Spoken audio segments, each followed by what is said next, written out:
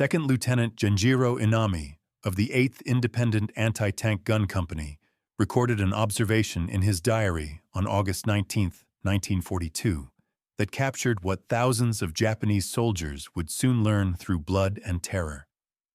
Through the dense canopy of palm trees and strangling vines near Taivu Point on Guadalcanal, Inami and 916 other soldiers of Colonel Kiyonao Ichiki's detachment had just completed a nighttime insertion from destroyers. They had been told the Americans numbered perhaps 2,000 men, poorly trained, easily frightened, soft from lives of luxury. Colonel Ichiki himself had dismissed warnings to wait for reinforcements with words that would become epitaph for his entire command. "These are Americans. We will sweep them into the sea before sunrise." What none of these battle-hardened veterans of China and Southeast Asia understood was that they were about to encounter something unprecedented in the annals of the Imperial Japanese Army.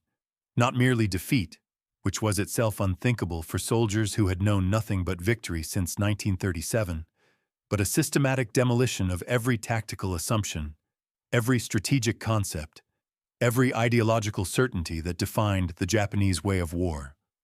The jungle itself would become an American weapon. The darkness that Japanese forces had owned since the beginning of the war would betray them, and the overwhelming superiority in equipment, coordination, and sheer destructive capability would shatter the myth of Japanese invincibility in close combat. The transformation had begun 2 weeks earlier, on August 7th, when 11,000 United States Marines of the 1st Marine Division stormed ashore at Lunga Point. Major General Alexander Vandegrift's Leathernecks were executing Operation Watchtower, the first American offensive operation of the Pacific War. Their objective seemed straightforward on planning maps drawn in comfortable headquarters far from the reality of tropical combat. Seize the nearly completed Japanese airfield, establish a defensive perimeter, hold the position until relieved. The island itself was a vision of tropical hell that would test human endurance to its absolute limits. Guadalcanal stretched 90 miles long and 25 miles wide, its interior dominated by mountains reaching 8,000 feet into perpetual clouds. The coastal plain where the airfield sat was a strip of kunai grass, swamp, and jungle so thick that visibility dropped to mere feet. The heat was suffocating, humidity never dropping below 90%. Mosquitoes swarmed in clouds so dense that men inhaled them. The rivers and streams that looked clear and inviting on reconnaissance photographs teemed with parasites and disease. Malaria, dengue fever, dysentery, and tropical ulcers would eventually disable more men than enemy action. But on that first morning, the Marines found the airfield almost undefended. The 2,200 Japanese construction workers and 600 naval troops fled into the jungle, abandoning equipment, supplies, and most critically, the airfield itself. By nightfall on August 8th, American engineers were already working to complete the runway. They would name it Henderson Field after Major Lofton Henderson, a Marine aviator killed at Midway. Within days, the first aircraft would land, and the island would become home to what history would remember as the Cactus Air Force. The Japanese response was swift and catastrophic for American naval forces. On the night of August 9th, Vice Admiral Gunichi Mikawa led 7 cruisers and 1 destroyer through the darkness in a brilliant surprise attack. The Battle of Savo Island became the worst defeat in United States Navy history. 4 heavy cruisers, USS Quincy, USS Vincennes, USS Astoria, and HMAS Canberra, were sent to the bottom in less than an hour. More than 1,000 sailors died in the flaming waters. The surviving Allied naval forces withdrew, taking with them most of the supplies that had not yet been unloaded. The Marines were stranded, cut off, facing a reinforced enemy with barely half their equipment and food. But what the Japanese High Command failed to grasp in those early August days was that Henderson Field had become the key to everything. Control of the airfield meant control of the surrounding seas during daylight hours. Aircraft operating from Henderson could strike any Japanese ship within 200 miles. This single fact would dictate the entire nature of the campaign. The strategic situation demanded that Japan retake Henderson Field immediately, before the Americans could fortify their position. Imperial General Headquarters assigned the task to Lieutenant General Harukichi Hyakutake's 17th Army based at Rabaul. Hyakutake had only limited forces immediately available. The 35th Infantry Brigade under Major General Kiyotake Kawaguchi was at Palau. The 4th Infantry Regiment was in the Philippines. The closest unit was Colonel Ichiki's 28th Infantry Regiment, which had been stationed near Guam, originally intended for the Midway operation that had been cancelled after the naval disaster in June. Colonel Kiyonao Ichiki was an infantry school instructor with a reputation as a first-rate tactician.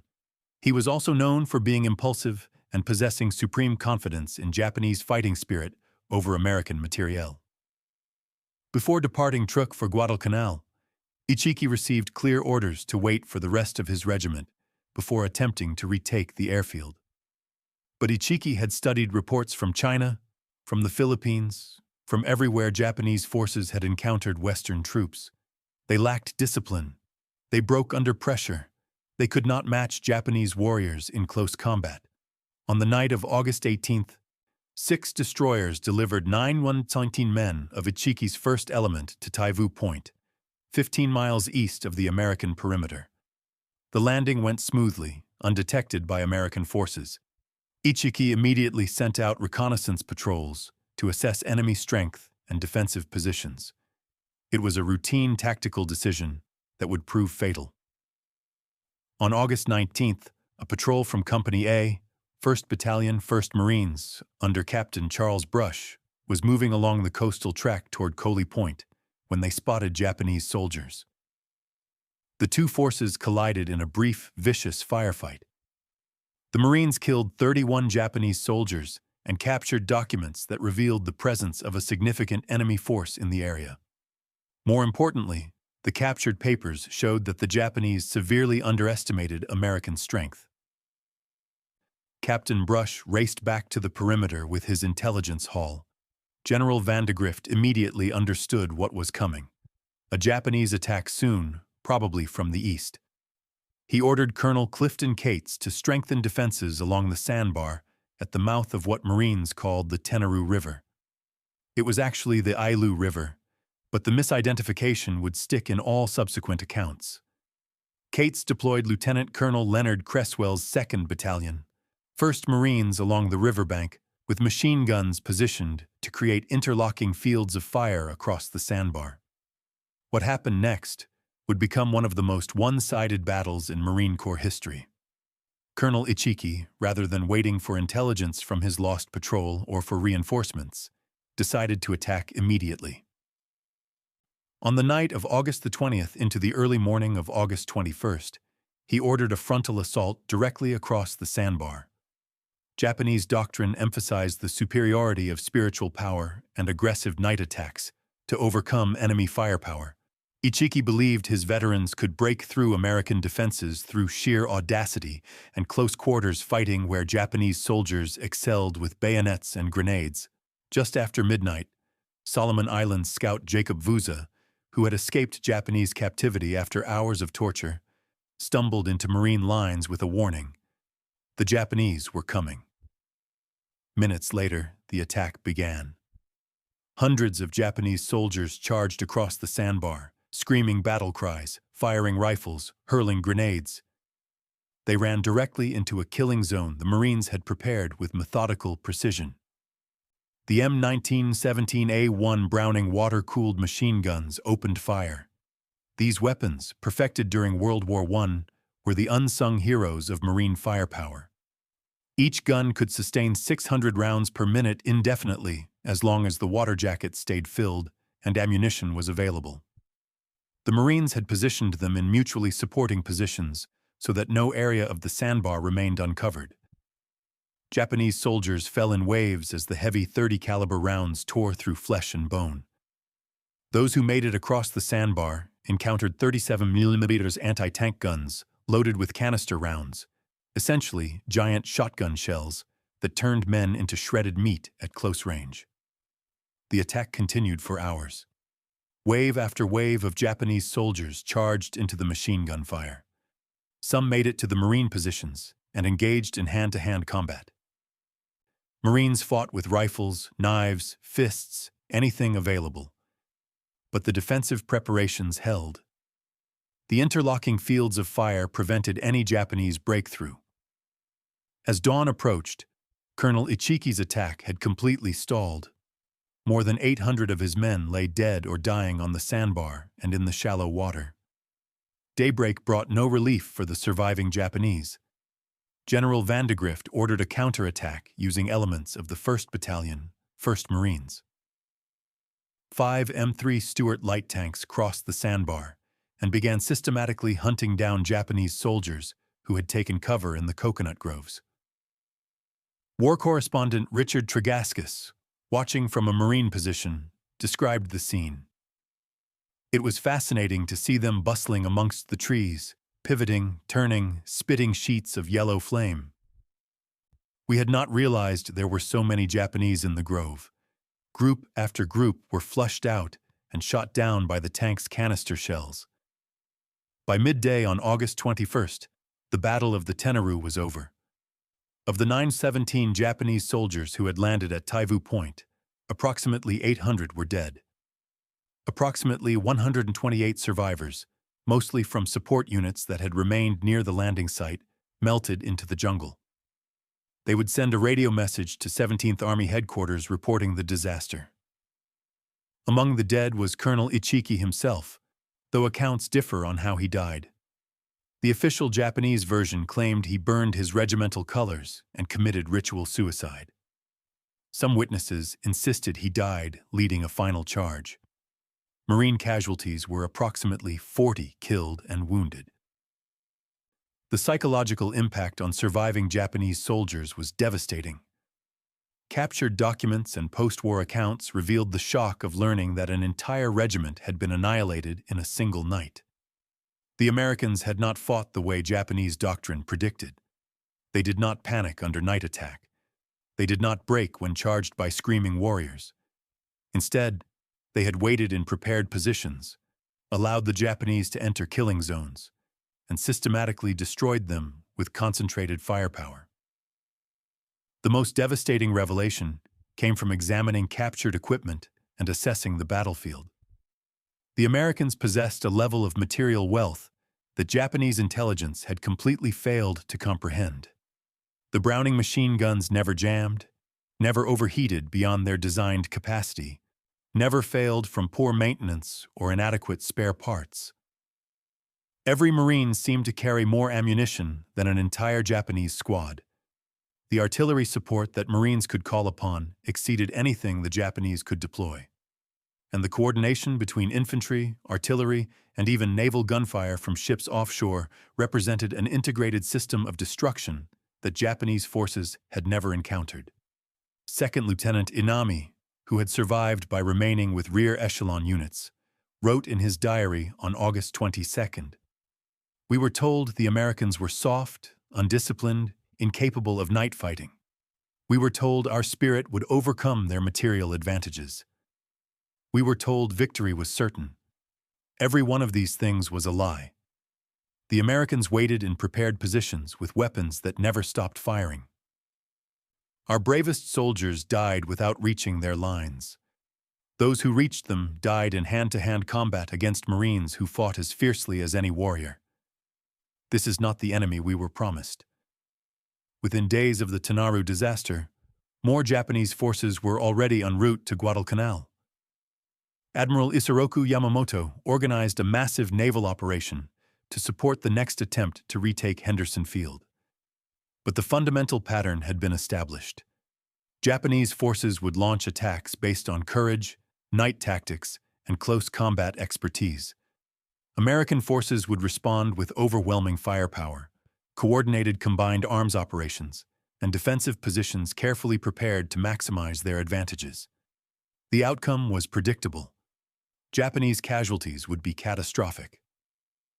American casualties would be significant but sustainable, But what Japanese command still failed to understand, what they would not comprehend until it was far too late, was that the Tenaru disaster was not an aberration caused by Ichiki's impetuousness. It was the inevitable result of a fundamental mismatch.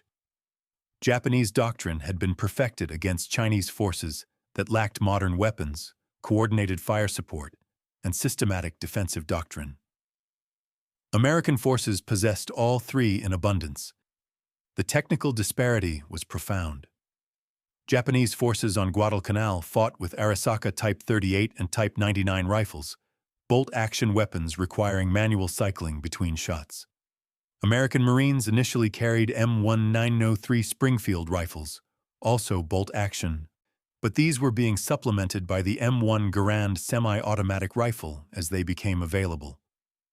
The Garand's 8-round capacity and semi-automatic operation provided decisive advantages in close-quarters firefights.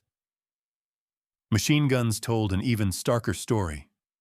The American M1917 Browning was water-cooled and could sustain fire indefinitely as long as water and ammunition were available. The weapon had been designed during World War I specifically for sustained defensive fire. Japanese machine guns, primarily the Type 96 and Type 99, were lighter and more portable, excellent for offensive operations where mobility mattered. But in defensive positions, the difference was decisive. American machine guns could fire continuously for hours. Japanese weapons required barrel changes, careful ammunition management, and frequent cooling periods. Artillery superiority was perhaps most significant.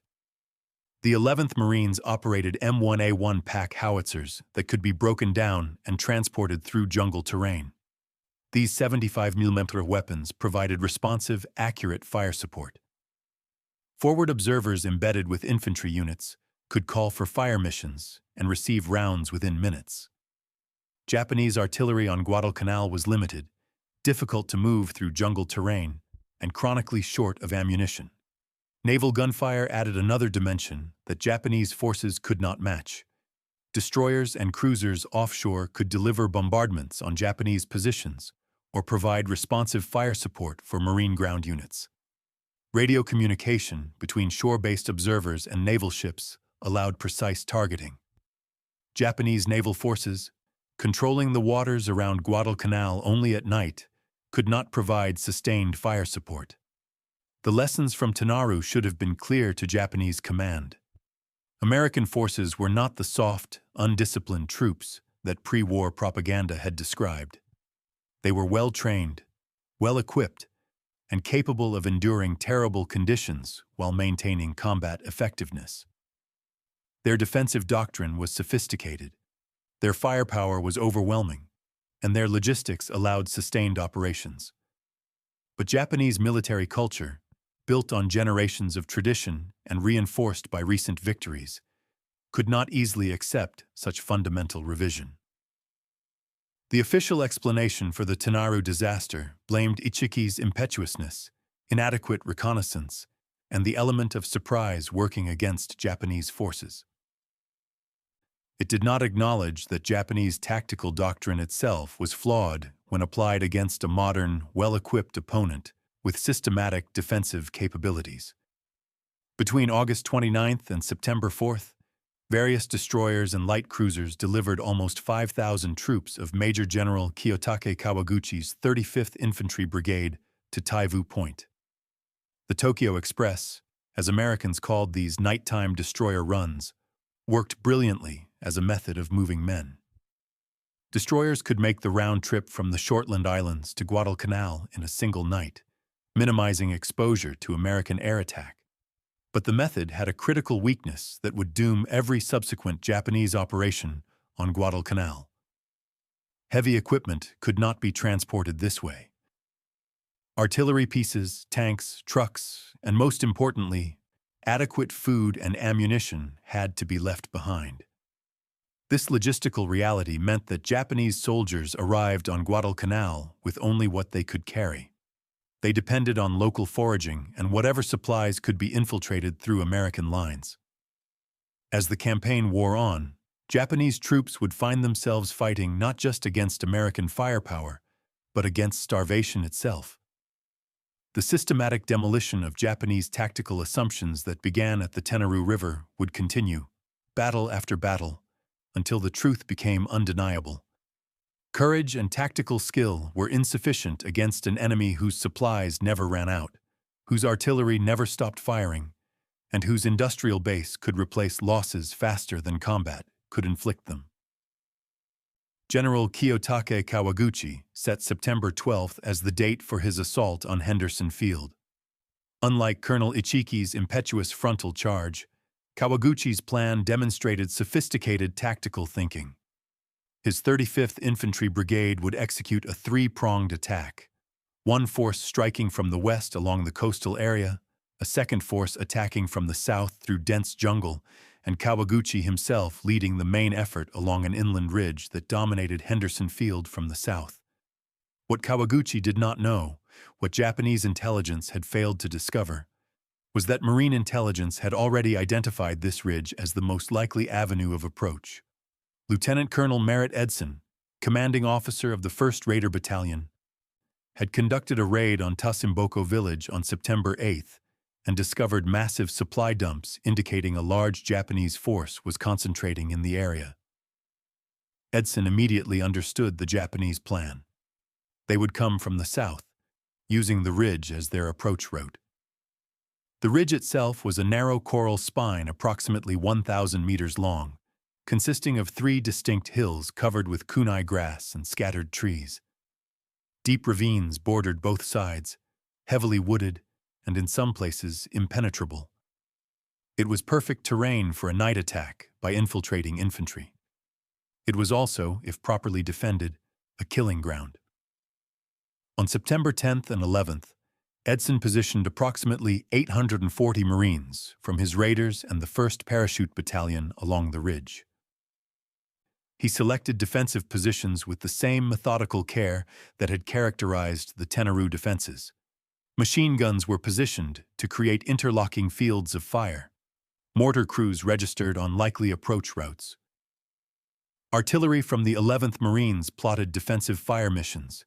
Every advantage of terrain and firepower was calculated and prepared. On the night of September 12th, Kawaguchi's forces began their assault. Unlike Ichiki's frontal charge across an open sandbar, this was infiltration warfare. Japanese infantry moving through the ravines on both sides of the ridge, probing for weak points, concentrating forces where they found them. Small units tested the Marine lines. When they discovered gaps, larger forces exploited them.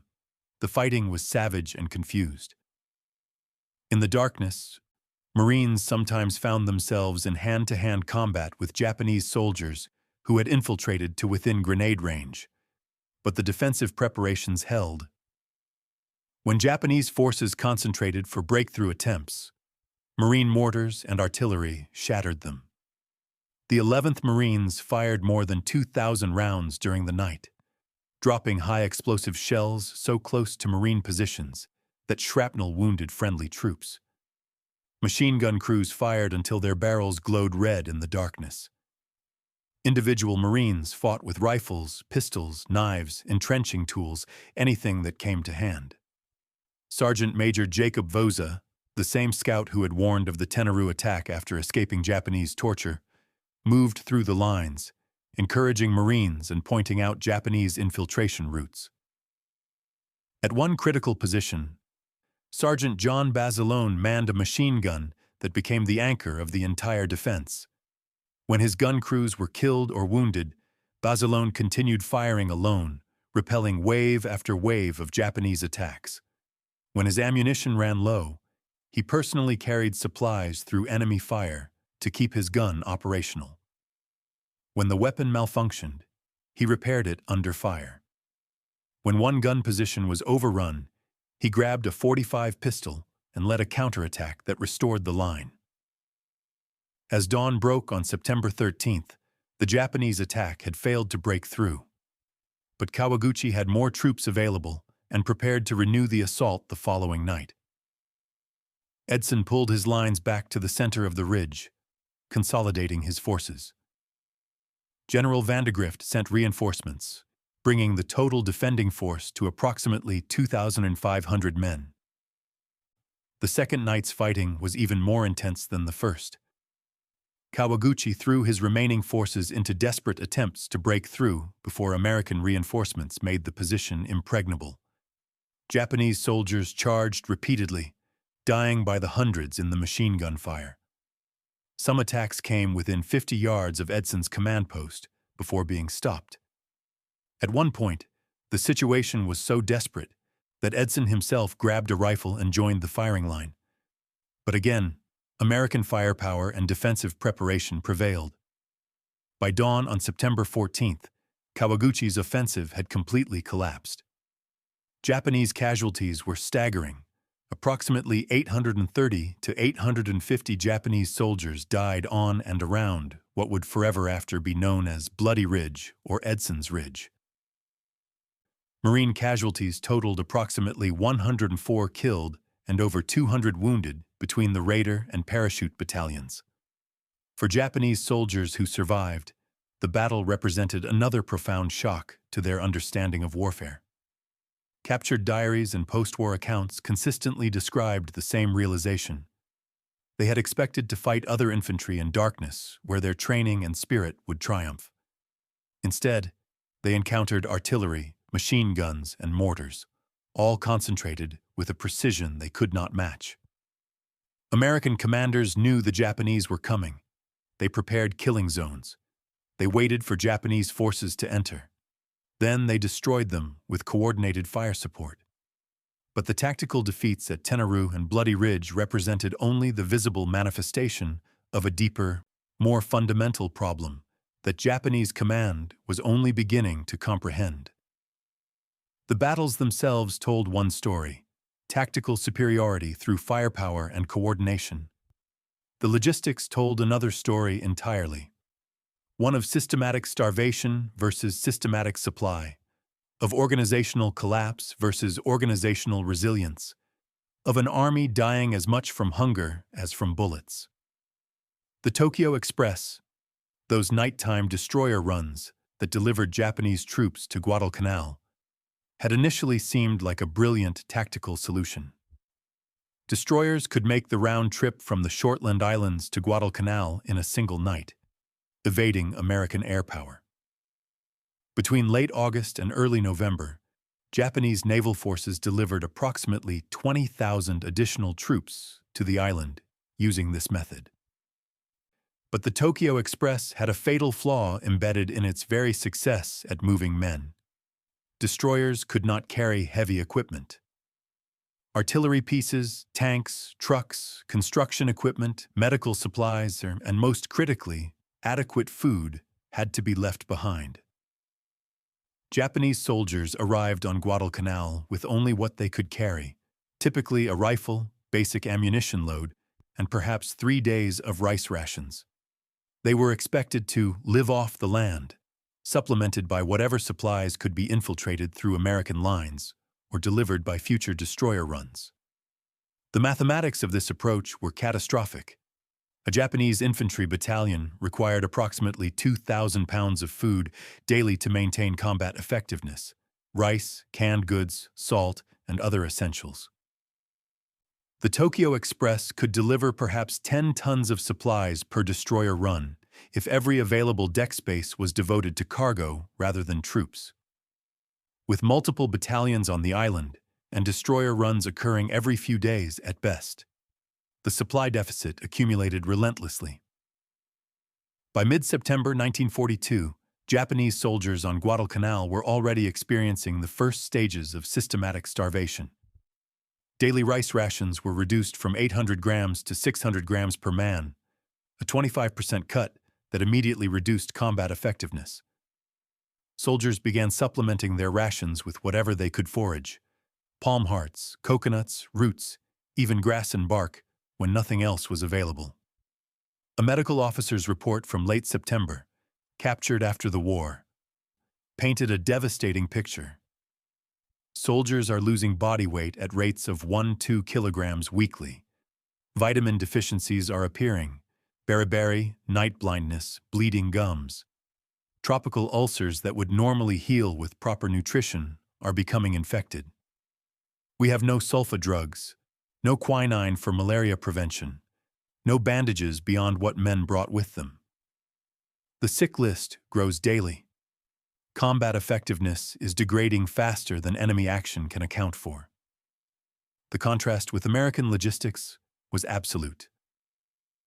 American supply ships, protected by Henderson Field aircraft during daylight hours, regularly delivered food, ammunition, medical supplies, and replacement equipment. In late September, following the naval battle of Cape Esperance, American convoys delivered 3,000 tons of supplies and 3,000 fresh troops to Guadalcanal. By October, the flow of supplies had become systematic and reliable. Marines ate C rations and K rations that, while not appetizing, provided adequate calories and nutrition, approximately 3,200 calories daily per man, carefully balanced for protein, carbohydrates, and fats. Ammunition was plentiful enough that machine gunners could fire until their barrels wore out, then request replacements. Medical care included field hospitals with surgical capabilities, plasma for blood transfusions, sulfa drugs for infection treatment, and eventual evacuation of serious cases to rear area hospitals in New Caledonia or Australia. The disparity extended beyond food and medicine to every aspect of military operations.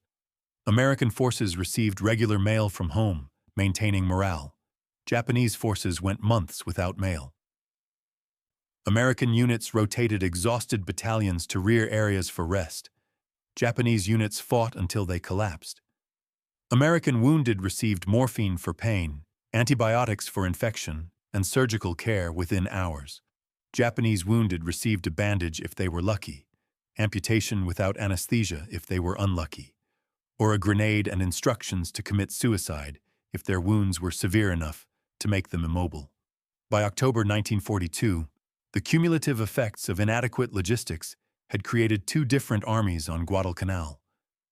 American forces, while certainly suffering from malaria, dysentery, and the brutal environment, maintained approximately 75% combat effectiveness. Japanese forces, according to their own medical reports, had degraded to approximately 40% combat effectiveness, not from casualties, but from disease and starvation. A captured Japanese soldier, interrogated in late October, provided testimony that American intelligence initially dismissed as exaggeration. "We have not received adequate food supplies in 6 weeks. Daily ration is now 400 grams of rice, half what we need. Many soldiers are so weak they cannot walk more than a few hundred meters without rest. Disease is everywhere. In my company of 150 men, perhaps 60 can fight effectively. The rest are sick, starving, or both. We were told supplies would come. They never came. We were told we would recapture the airfield and then resupply would be easy. We cannot recapture the airfield. We are dying." Late October brought the Japanese High Command's largest, most coordinated offensive of the entire Guadalcanal campaign. General Harukichi Hyakutake himself came to Guadalcanal to personally command the operation. He brought elements of the 2nd Division, including experienced troops from China. The plan called for coordinated attacks from multiple directions, with the main effort coming from the south through dense jungle, similar to the Bloody Ridge approach, but with more men, better coordination, and artillery support that had finally been delivered via destroyers. The offensive began on October 23rd with a preliminary attack from the west. 9 Japanese tanks, rare on Guadalcanal because of the difficulty transporting them, led an assault across the Matanikau River. These Type 95 Hago light tanks represented a significant tactical asset, capable of providing mobile firepower and shock effect that Japanese infantry typically lacked. American defenders, including elements of the newly arrived 164th Infantry Regiment from the Americal Division, were ready. Anti-tank guns, artillery, and even an M3 Stuart tank engaged the Japanese armor at ranges where the Type 95's 37mm gun was ineffective against American defensive positions. Within minutes, all 9 Japanese tanks were knocked out, some by 37mm anti-tank guns firing armor-piercing rounds, others by 75mm artillery pieces firing direct fire, one by the Stuart tank in what would become one of the war's few tank-versus-tank engagements in jungle terrain. The attack collapsed with heavy casualties. The loss of the tanks meant the loss of the offensive's only significant armored support. But more significantly, it demonstrated once again that Japanese tactical assets, when they could be delivered, were insufficient against American defensive firepower. The main assault came on the night of October 24th to 25th. Approximately 5,600 Japanese troops under Major General Yumio Nasu attacked from the south, hoping to break through American lines south of Henderson Field. They faced the 1st Battalion, 7th Marines under Lieutenant Colonel Louis Chesty Puller, reinforced by elements of the 164th Infantry Regiment. The fighting that night became legendary in Marine Corps history. Japanese attacks came in waves throughout the night, each wave dying in the defensive fires before reaching American positions, yet each wave followed by another. Individual breakthroughs were sealed by immediate counterattacks. Machine gunners fired until their weapons failed, then grabbed rifles and continued fighting.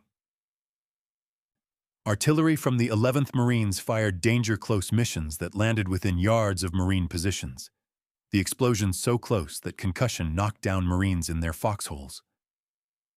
Sergeant John Basilone, who had distinguished himself at Bloody Ridge, again became critical to the defense. When ammunition ran low for his machine gun section, Basilone personally carried ammunition through enemy fire, 90-pound cans of linked .30 caliber ammunition, 2 at a time, through jungle in darkness, while Japanese soldiers fired at shadows. He repaired damaged machine guns under fire. When one gun position was overrun, he grabbed a .45 pistol and led a counterattack that restored the line, killing several Japanese soldiers in close combat. Offshore, the destroyer USS Aaron Ward stood by, ready to provide naval gunfire support if the situation became desperate. The ship's 5-inch guns could deliver high-explosive shells with devastating effect, but fire control at night in jungle terrain made such support hazardous to friendly forces. The fact that the option existed, that Marines could call upon naval gunfire if needed, represented another dimension of American firepower superiority that Japanese forces could not match. By dawn on October 25th, the Japanese offensive had failed. General Nasu was dead, killed by machine gun fire during one of the night attacks. More than 2,000 Japanese soldiers died in the attempt to break through. American casualties were approximately 300 killed and wounded, severe losses, but representing less than 10% of the defending force. The Marines and soldiers who held the line could be replaced. The 8th Marines, fresh from Samoa, were already en route. The Japanese could not replace their losses, but the October offensive's failure represented more than tactical defeat. It represented the culmination of 3 months of systematic logistical collapse. The soldiers who died on October 24th-25th were already weakened by weeks of inadequate rations. Many were suffering from malaria or dysentery. Their ammunition supplies were limited. Orders often restricted fire to only when absolutely necessary, because resupply was uncertain. Medical care for the wounded was almost non-existent. A Japanese officer's diary, recovered after the battle, described the reality. "We attacked with courage and determination. Our soldiers charged American positions knowing they would die. They did die, but we could not break through." American firepower was too concentrated, too coordinated, and even if we had broken through, what then? We have no food reserves. We have no medical supplies. We have ammunition for perhaps one more battle. We are an army that is dying even as it fights. November 1942 brought a series of naval engagements that would decisively shift the strategic balance around Guadalcanal. The Naval Battle of Guadalcanal, fought over 4 days from November 12th through 15th, saw some of the most intense surface combat in naval history. On the night of November 13th, American cruisers and destroyers engaged a Japanese bombardment force that included the battleships Hiei and Kirishima. The engagement devolved into a confused nighttime melee at ranges sometimes less than 3,000 yards, virtually point-blank for naval combat.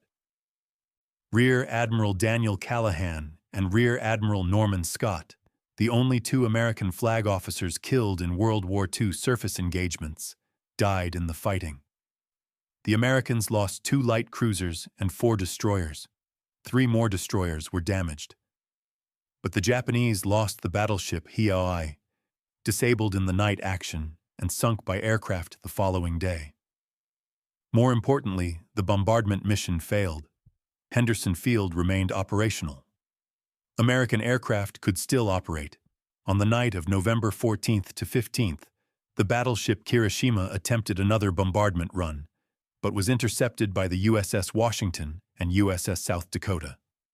What followed was a demonstration of American technological superiority in radar-directed gunnery. Washington's Mark III fire control radar acquired Kirishima at 18,500 yards, a range where Japanese lookouts could barely see their target in darkness. Washington opened fire at 8,400 yards. In 7 minutes, the American battleship fired 75 16-inch shells and approximately 40 5-inch shells. 9 of the 16-inch shells struck Kirishima, each one delivering 2,700 pounds of high explosive that tore through armor and detonated deep within the ship's structure. Kirishima's steering was disabled. Her speed dropped to barely 5 knots. Fires raged out of control. The Japanese battleship sank with heavy loss of life. Perhaps most significantly for the ground campaign, American aircraft and surface ships destroyed a Japanese convoy attempting to land the 38th Division with heavy equipment. 11 transport ships departed the Shortland Islands, carrying approximately 13,000 troops, artillery pieces, tanks, trucks, and critically, food supplies. American aircraft from Henderson Field attacked repeatedly during daylight hours on November 14th.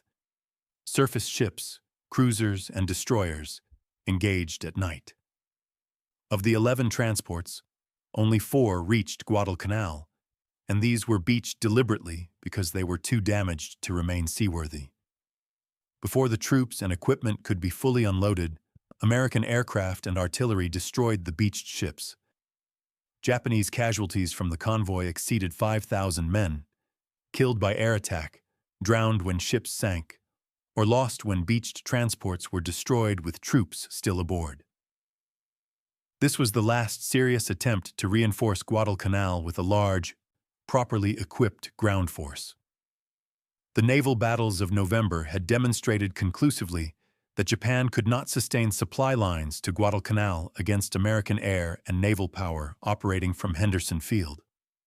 For Japanese troops already on the island, the implications were devastating. They had expected reinforcement and resupply. Instead, they learned that the naval battles had failed, that the convoys were destroyed, that no more help was coming. Rations, already critically inadequate, were reduced again.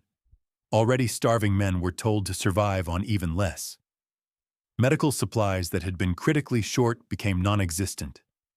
The sick and wounded filled makeshift field hospitals where doctors could do nothing except watch men die.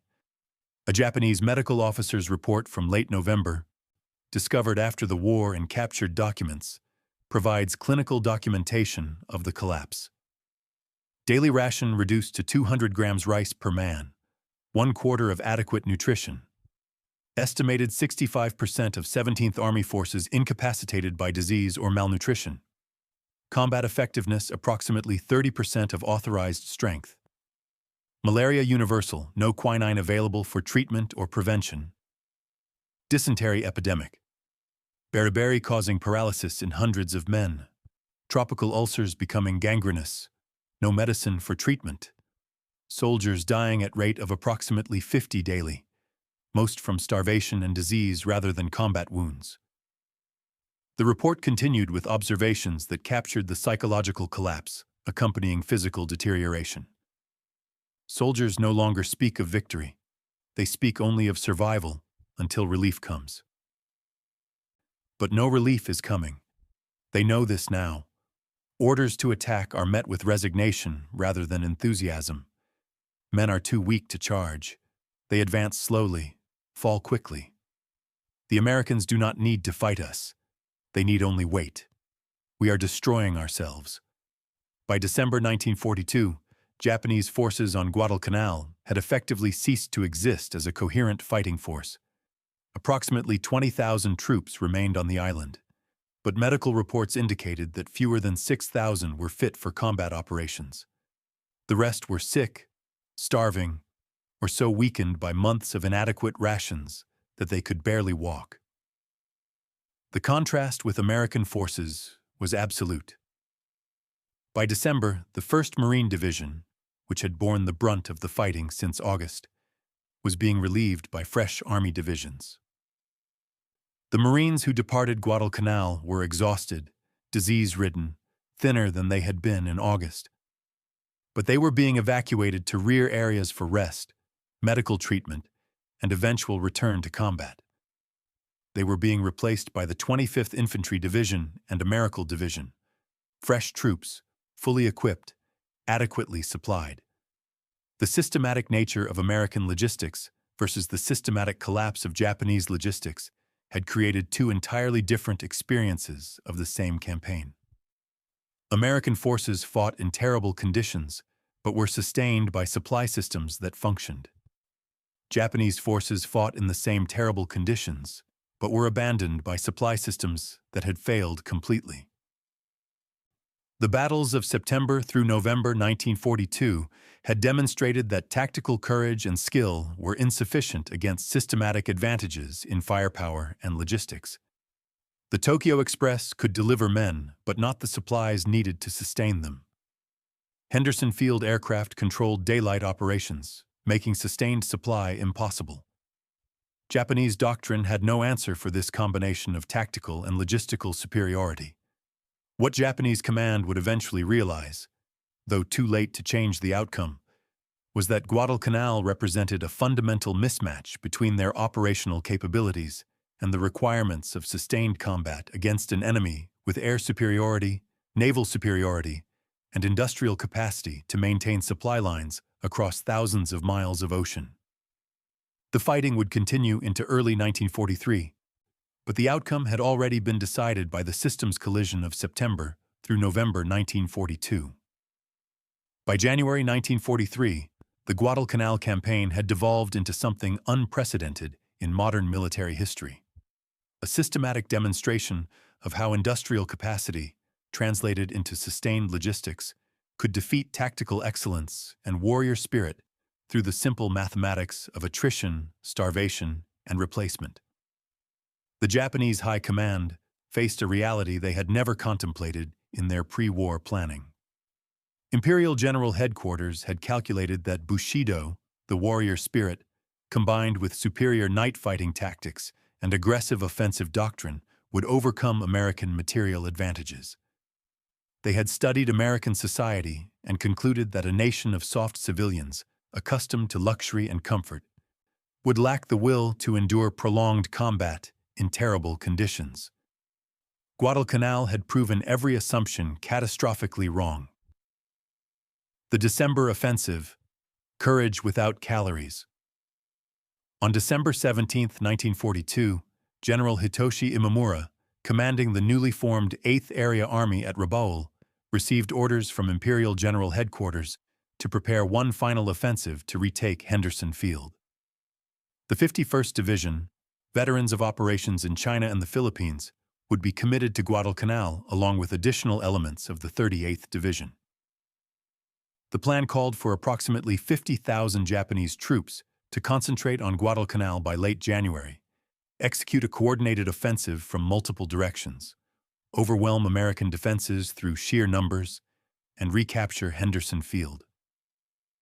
Once the airfield was secured, supply lines could be re-established, and Guadalcanal would become the base for renewed offensive operations in the Solomon Islands. The plan was operationally sound. The forces allocated were substantial. The coordination was sophisticated. There was only one problem. The plan assumed that Japanese forces could be delivered to Guadalcanal, supplied adequately, and maintained at combat effectiveness long enough to execute the offensive. None of these assumptions were valid. The Tokyo Express continued operating through December and into January, delivering troops in nighttime destroyer runs. But the fundamental limitation remained unchanged. Destroyers could carry men, but not the heavy equipment, ammunition, and especially food needed to sustain large-scale operations. Each destroyer run delivered perhaps 500–900 troops, but only a few tons of supplies. The mathematics were inexorable. A Japanese infantry division required approximately 200 tons of supplies daily to maintain combat effectiveness: food, ammunition, medical supplies, replacement equipment. The Tokyo Express, operating every few nights when weather and American air patrols permitted, might deliver 20–30 tons of supplies per run. Even with multiple destroyers, the supply deficit accumulated faster than deliveries could compensate. By late December, Japanese forces on Guadalcanal were consuming their own combat effectiveness. Daily rice rations had fallen to 150 grams per man, less than 1/6 of adequate nutrition.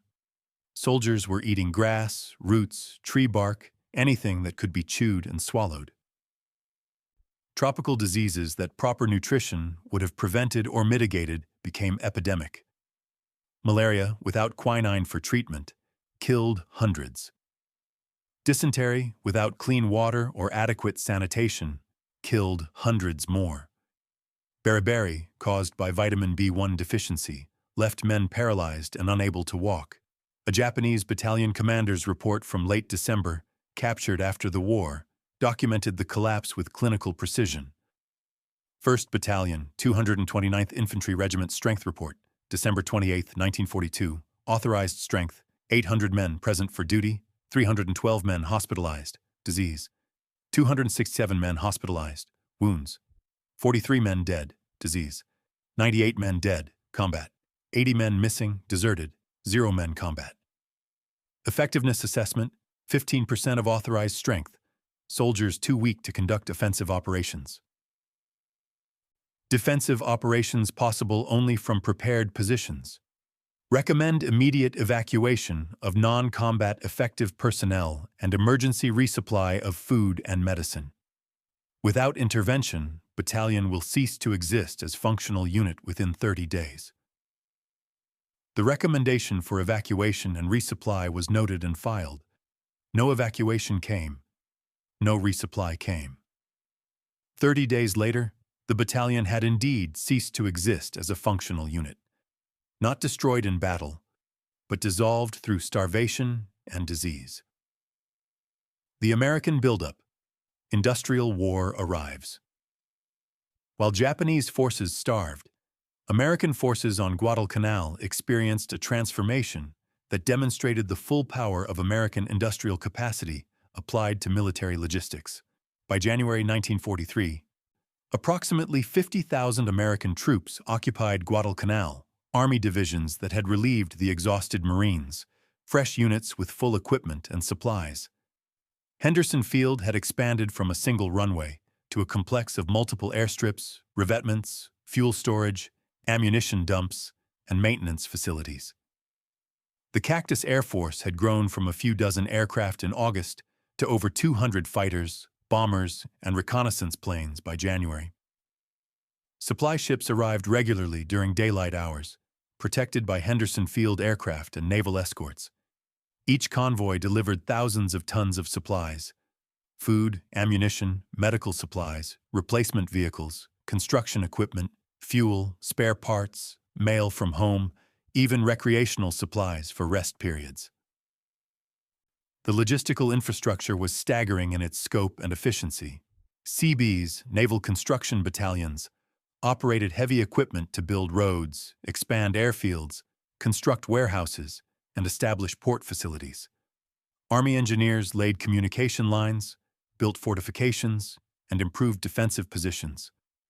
Medical battalions established field hospitals with surgical capabilities, X-ray equipment, plasma for transfusions, and full pharmaceutical supplies.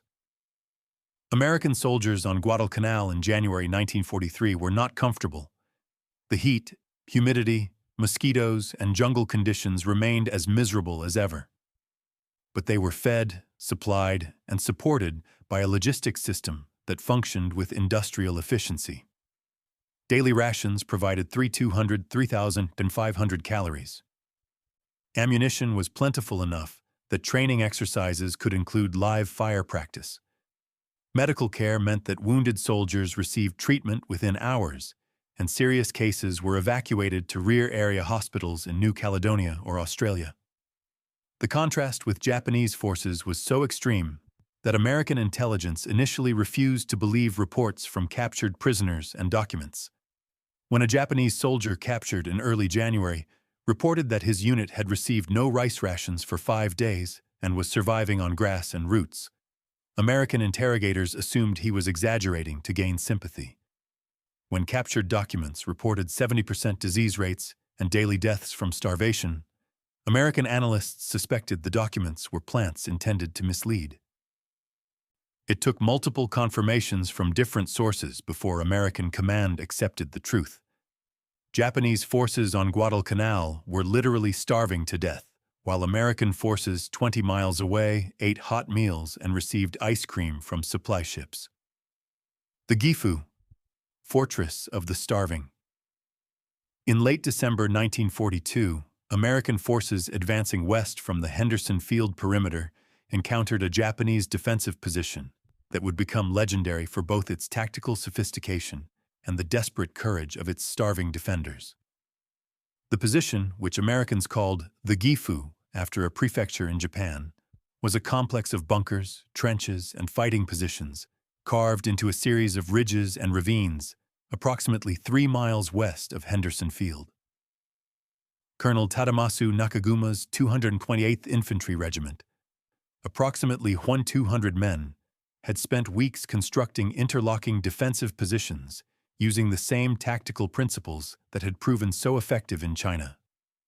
The bunkers were engineering marvels given the limited tools available.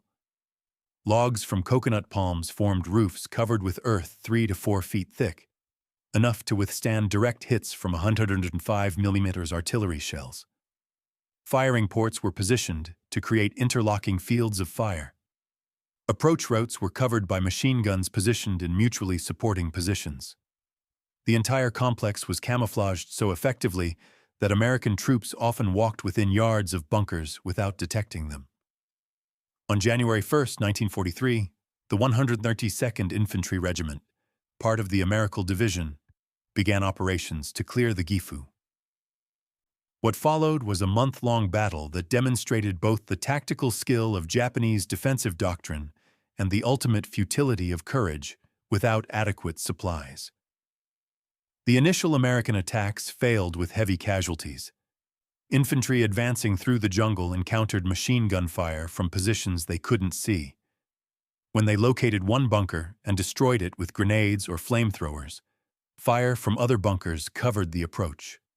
Artillery bombardments, even sustained fire from 150 mm howitzers, failed to destroy the deeply buried bunkers. But the Americans had time, ammunition, and reinforcements. The Japanese had none of these. American tactics evolved through trial and error. Infantry would fix Japanese positions with suppressive fire. Engineers would move forward with flamethrowers and demolition charges. Artillery would fire white phosphorus shells to mark targets for airstrikes. Marine Corps F-4U Corsairs would dive bomb marked positions with 500-pound bombs. Then infantry would assault again, clearing bunkers one by one. The process was slow, costly in American casualties, but systematic and relentless. Each day, American forces advanced a few hundred yards. Each day, more Japanese bunkers were destroyed. Each day, the defensive perimeter contracted. For the Japanese defenders, the battle was a descent into hell. They had no resupply. Ammunition was strictly rationed. Orders often limited rifle fire to 5 rounds per man per day. Food was non-existent beyond what could be foraged at night. Water was scarce because American artillery targeted any water source. Medical care consisted of bandages torn from uniforms and amputations performed with bayonets. A diary recovered from a dead Japanese soldier in the Gifu, dated January 18, 1943, captured the reality. Day 18 of the siege. No food for 6 days. We eat grass and tree bark. It provides no nutrition, only the sensation of something in our stomachs. Yamada died last night, not from wounds, but from starvation. His body was thin as a skeleton. We buried him in his fighting position because we are too weak to carry him anywhere else. The Americans attack every day. We hear their artillery, their aircraft, their tanks. They have unlimited ammunition. We have 5 bullets per man. Orders are to fire only when Americans are within grenade range. We can no longer throw grenades far enough to be effective. Our arms are too weak from starvation. Sergeant Tanaka says relief is coming. No one believes him. We know no relief is coming. We will die here, not in glorious battle, but slowly, from hunger, while Americans with unlimited supplies gradually destroy our positions. This is not the death we were promised. This is not the war we were trained for. The writer died 3 days later, killed by a flamethrower team that cleared his bunker on January 21st. The key operation, retreat disguised as victory. By late December 1942, Imperial General Headquarters faced a reality they could no longer deny. Guadalcanal could not be held. The naval battles of November had demonstrated that sustained supply was impossible. The ground battles had demonstrated that tactical skill could not overcome systematic advantages in firepower and logistics. The casualty reports and medical assessments made clear that Japanese forces on Guadalcanal were being destroyed as much by starvation as by combat. On December 31, 1942, Emperor Hirohito approved the decision to evacuate Guadalcanal. The operation was given the code name K, a designation deliberately vague to conceal its true nature. Publicly, Japanese propaganda would describe it as a strategic redeployment or advance to the rear. Privately, everyone involved knew it was a retreat, the first major Japanese withdrawal of the Pacific War. The evacuation plan was operationally sophisticated. Destroyers would conduct 3 nighttime runs in early February, evacuating approximately 13,000 troops, the survivors who were still mobile enough to reach evacuation beaches. To cover the withdrawal, Japanese forces would conduct limited offensive operations to convince Americans that major attacks were imminent. Naval forces would conduct diversionary operations to draw American attention away from the evacuation routes. The plan worked, but at terrible cost. The first evacuation run on the night of February 1st successfully removed approximately 5,000 troops from Cape Esperance. The second run on February 4th evacuated another 3,000. The third and final run on February 7th removed the last 2,000 men capable of walking to the beaches. But these numbers told only part of the story. Approximately 20,000 Japanese troops had been on Guadalcanal in January. The evacuation removed 10,000. What happened to the other 10,000? Most were dead, killed in combat, but more often dead from disease and starvation. Thousands more were too sick or weak to reach the evacuation beaches. These men were left behind with orders to continue resistance as long as possible, then commit suicide rather than surrender. Medical personnel stayed with them, providing what comfort they could, which was almost nothing. American forces, advancing westward in early February, discovered the evidence of Japanese collapse. They found field hospitals filled with skeletal corpses, men who had died from starvation or disease, their bodies so emaciated that they barely looked human. They found defensive positions still occupied by dead soldiers who had starved to death at their posts. They found diaries, letters, and documents that documented the systematic destruction of an army through logistics failure. One American soldier, Private Robert Leckie of the 1st Marine Division, described the scene in his memoir. "We found them everywhere as we advanced. Dead men in bunkers, dead men in foxholes, dead men lying in the jungle where they had crawled to die. Most had not been killed by bullets or shells. They had starved to death. Their bodies were skeletal, their uniforms hanging loose on frames that looked like concentration camp victims. Some had died clutching photographs of families they would never see again. Others had died with their hands reaching toward empty rice bowls. I had hated these men. They had tried to kill me for 6 months. But seeing them like this, I felt something else. Pity, maybe. Or horror at what war could do. Not the quick death of battle, but the slow death of starvation. The systematic destruction of human beings through the simple arithmetic of calories and supply lines. Their commanders had sent them here to die. Not to die fighting, which soldiers accept, but to die slowly from hunger, while their enemies 20 miles away ate hot meals and received supplies from an industrial system that could not be stopped. It was murder, not war. And the murderers wore Japanese generals' uniforms and sat in comfortable headquarters far from Guadalcanal. The arithmetic of annihilation, final accounting. On February 9, 1943, General Alexander Patch, commanding the 14th Corps, which had assumed control from the Marines in December, sent a message to Admiral William Halsey. Total and complete defeat of Japanese forces on Guadalcanal, effected 16:25 today. Tokyo Express no longer has terminus on Guadalcanal. The statistics of the campaign told a story of systematic destruction through the collision of two fundamentally different approaches to warfare. Japanese casualties, August 1942, February 1943. Killed in action.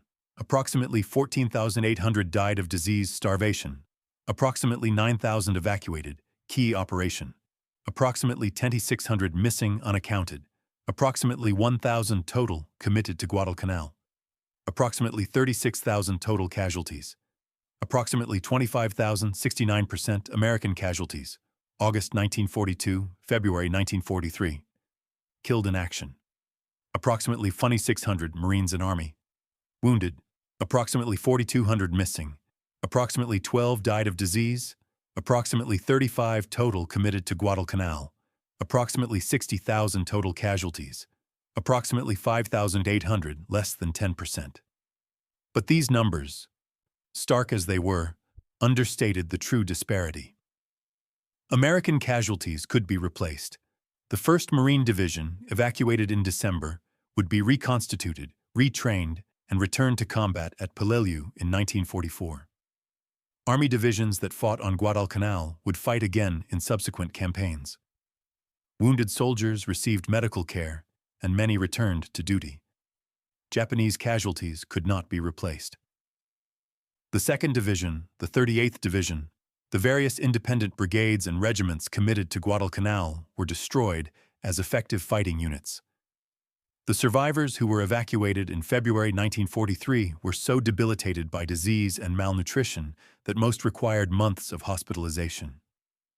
Many never returned to combat effectiveness. More significantly, the Guadalcanal campaign had consumed Japanese shipping, aircraft, and naval forces at rates that could not be sustained. Approximately 600 aircraft were lost, planes that could not be replaced as quickly as they were destroyed. 24 warships were sunk, including 2 battleships, 4 cruisers, and multiple destroyers. Merchant shipping losses exceeded 100,000 tons. The Americans lost 24 warships as well, including 2 fleet carriers, Wasp and Hornet, 6 cruisers, and 14 destroyers. But American shipyards were producing new vessels faster than combat could sink them. In 1942 alone, American yards launched 6 fleet carriers, 9 light carriers, and dozens of escort carriers. Japanese yards launched 2 fleet carriers and struggled to replace losses.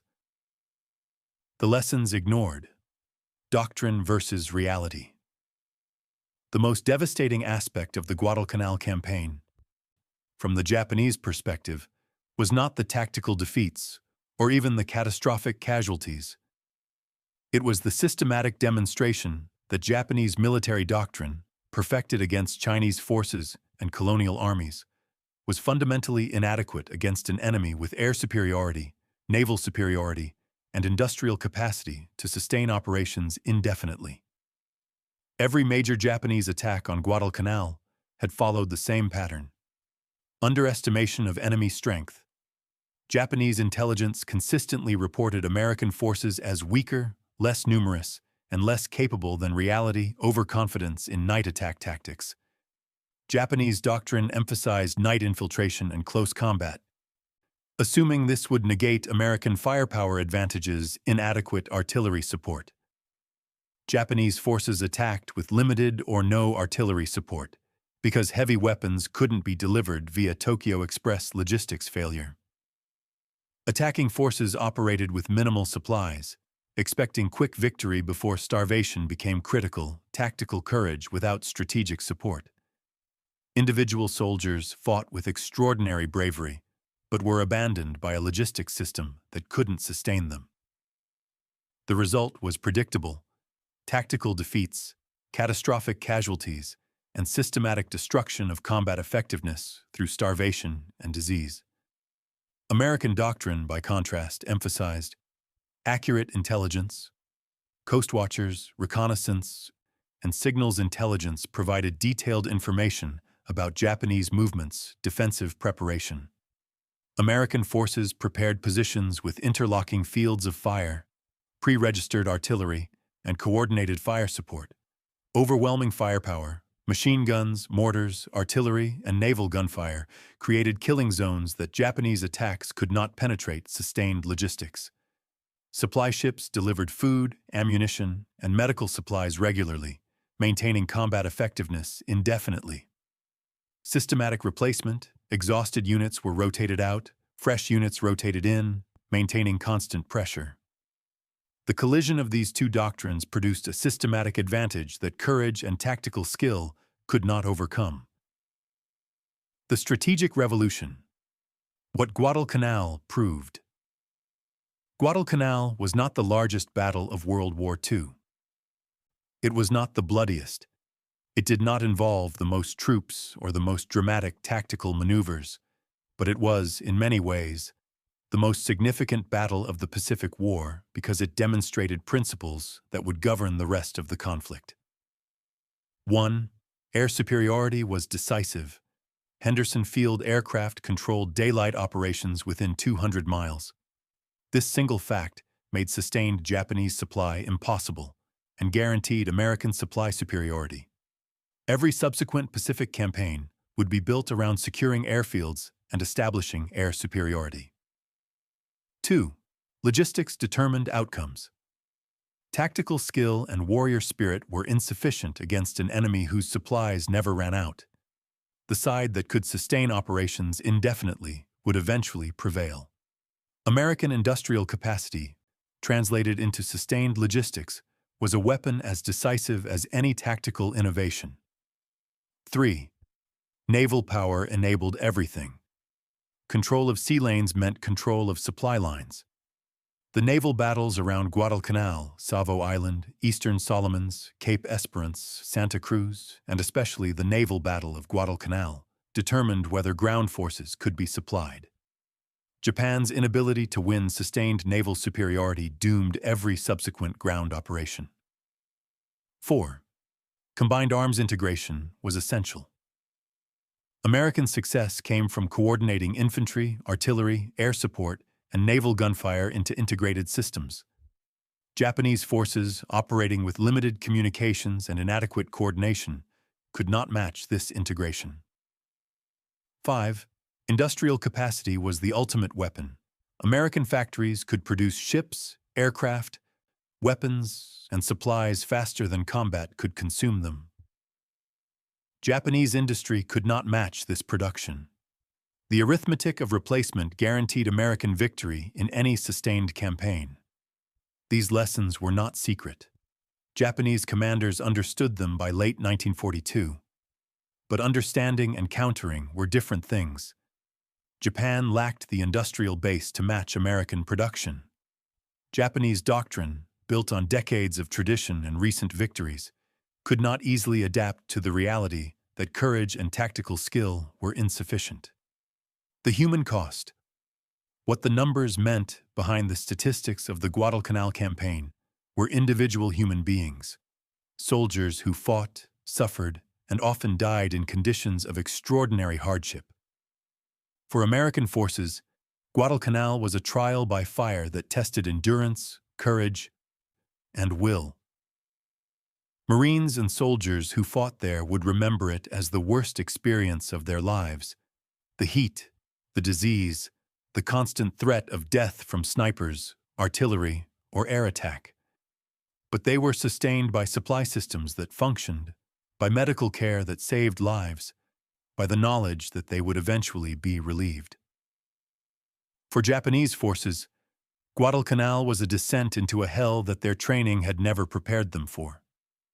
They had been told they were superior warriors fighting inferior enemies. They discovered they were starving soldiers fighting an enemy with unlimited supplies. They had been promised victory through courage and spirit. They discovered that courage without calories meant slow death in jungle foxholes. The diaries, letters, and documents recovered from dead Japanese soldiers on Guadalcanal tell a consistent story. Initial confidence giving way to confusion, confusion giving way to desperation, desperation giving way to resignation. By January 1943, Japanese soldiers knew they were abandoned. They knew no relief was coming. They knew they would die on Guadalcanal, not in glorious battle, but slowly, from starvation and disease. One final diary entry, recovered from a Japanese officer who died in late January 1943, captured the reality with devastating clarity. We were told this would be a short campaign. We were told the Americans would flee when we attacked. We were told our spirit would overcome their material advantages. Every one of these things was a lie. The Americans did not flee. They waited in prepared positions and destroyed us with firepower we could not match. Our spirit did not overcome their material advantages. Our spirit died with our bodies as we starved in the jungle. I do not blame the soldiers who died here. They fought with courage that deserved victory. I blame the commanders who sent us here without adequate supplies, who promised reinforcement that never came, who abandoned us to die slowly while they sat in comfortable headquarters far away. If Japan loses this war, and I believe now that we will lose, it will not be because our soldiers lacked courage. It will be because our leaders lacked the wisdom to understand that courage alone cannot defeat an enemy whose factories produce more in a month than our factories produce in a year. We were sent here to die. We are dying. But our deaths will teach nothing if those who survive do not learn this lesson. Modern war is not won by spirit. It is won by steel, by oil, by the capacity to produce and deliver supplies to soldiers who fight. Japan does not have this capacity. America does. That is why we are dying. That is why Japan will lose. The officer's name was Captain Suzuki Hideo, 228th Infantry Regiment. He died of starvation on January 27, 1943, in a bunker in the Gifu strongpoint. His diary was found by American soldiers who cleared the position on February 3rd. The diary was translated, filed in intelligence archives, and forgotten for decades. But his final assessment was correct. Japan would lose the war, not because Japanese soldiers lacked courage, but because Japanese industry could not match American production. The lesson of Guadalcanal, that logistics and industrial capacity were decisive weapons, would be repeated in every subsequent campaign until Japan's surrender in August 1945. Epilogue: the campaign that changed everything. On April 18, 1943, American P-38 Lightning fighters intercepted and shot down a Japanese bomber carrying Admiral Isoroku Yamamoto, architect of the Pearl Harbor attack and Japan's greatest naval strategist. Yamamoto had been traveling to the Solomon Islands to inspect Japanese forces and boost morale after the Guadalcanal defeat. American codebreakers had intercepted and decrypted Japanese communications, revealing Yamamoto's itinerary. Fighters from Henderson Field, the same airfield that Japanese forces had died trying to recapture, executed the interception with precision. Yamamoto's death was a direct consequence of the Guadalcanal campaign. American control of Henderson Field enabled the operation, and Japanese communications security failures, partly caused by the chaos of the Guadalcanal evacuation, made it possible. The symbolism was perfect. The campaign that began with Japanese confidence in quick victory had ended with American control of the Solomons and the death of Japan's greatest admiral, killed by aircraft operating from the airfield he had tried to destroy. Guadalcanal had been a collision of systems, Japanese tactical excellence and warrior spirit versus American industrial capacity and systematic logistics. The outcome had never been in doubt once the initial American landing succeeded. Japan could not sustain supply lines against American air and naval power. Japanese soldiers, no matter how brave or skilled, could not fight without food and ammunition. Courage could not overcome starvation. The campaign cost Japan approximately 25,000 casualties, 600 aircraft, and 24 warships. More significantly, it cost Japan the initiative in the Pacific War. After Guadalcanal, Japan would fight defensively, trying to hold island strongpoints against American offensives that came with overwhelming force and unlimited supplies. For the United States, Guadalcanal proved that American forces could fight and win in terrible conditions against a skilled, determined enemy. It proved that American industrial capacity, translated into sustained logistics, was a decisive weapon. It proved that the long road to Tokyo was possible. The Marines and soldiers who fought on Guadalcanal would remember it as 6 months of hell, heat, disease, fear, and death in a jungle that seemed designed to kill anyone who entered it.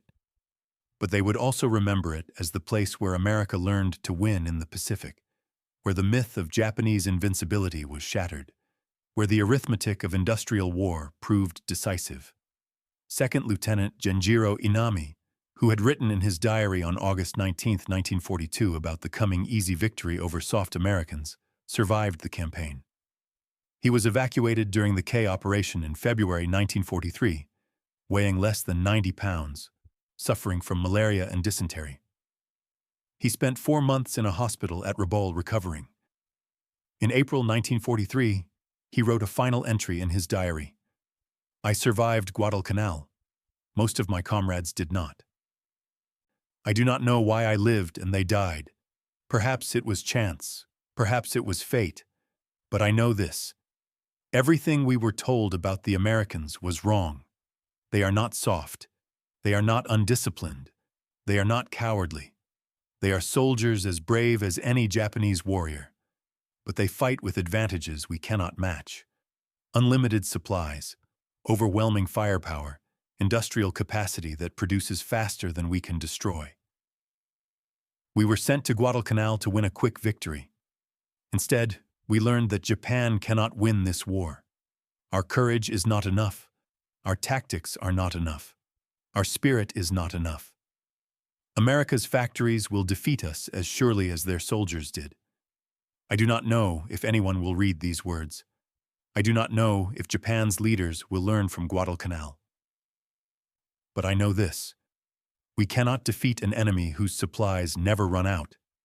We cannot win a war against an industrial power that can replace losses faster than we can inflict them.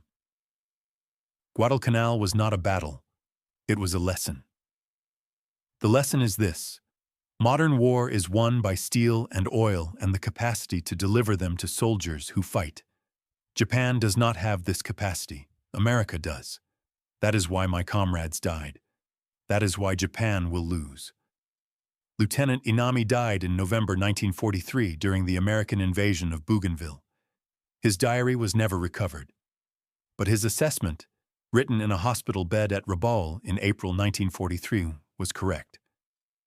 Japan had learned the lesson of Guadalcanal, but learning and adapting were different things. The industrial and logistical advantages that had proven decisive on Guadalcanal would prove decisive in every subsequent campaign. The arithmetic of annihilation, American production versus Japanese consumption, would continue until Japan's surrender in August 1945. Guadalcanal was where this arithmetic was first demonstrated with brutal clarity. It was where Japanese confidence in warrior spirit collided with American industrial capacity and discovered that courage without calories meant death in jungle foxholes. It was where the myth of Japanese invincibility died, replaced by the reality of systematic defeat through logistics and firepower. The battle for Guadalcanal lasted 6 months. The lessons it taught would determine the outcome of the Pacific War.